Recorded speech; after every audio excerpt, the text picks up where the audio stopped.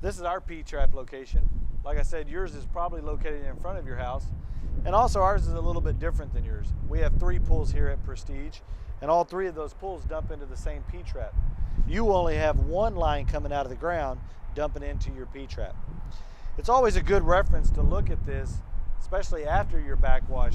Sometimes the pipe can come out of alignment with the catch pipe and ultimately flood a flower bed or the front of your house.